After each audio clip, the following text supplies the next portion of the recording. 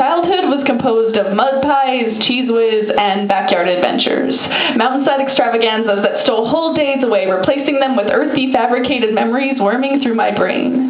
Each day was a swing set, creaking from endless play, forward and back, up and down, non-stop overexertion, expecting every second to be my last on this planet. Because my child mind knew that at any moment, these spaceships are due back on the moon, and I didn't want to leave before I had a chance to explore this world fully. I spent childhood running away from reality. The fantasy of flying forced me on the ground more often than not, but I always made it up before my mind had time to convince me I failed. My visions were created from the concrete and scraped knees, and they were more a part of me than anything the adults could tell me. I hid away in the imaginary. Cement tunnels were an entrance to the land of Oz, Wonderland, and mystical Narnia, places where time did not exist, and I was a fairy princess who kissed frogs and found her prince on any given day. They call this child's play, but those cloud vapor dragons are more real to me than the world the adults are peddling.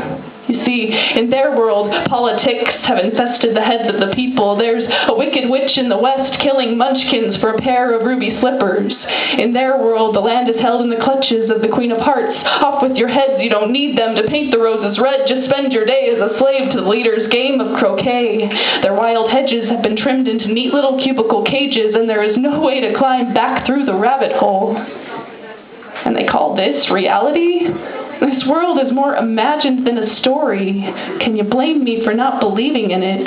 My ideas are more concrete than all of their endless sidewalks. The tendency to fall into dreams may be escapism, but it is less of a prison than the bars the world places on expression. I remember finding lifetimes between the lines of forced mathematics and creating whole worlds in my backyard, places that are more real to me than any theory. Now, the empty swing sets swing endlessly as the wind blows each of those places away. There is no play. The characters are indoors, locked into the dreams of a screen, stuck in the land of someone else's invention.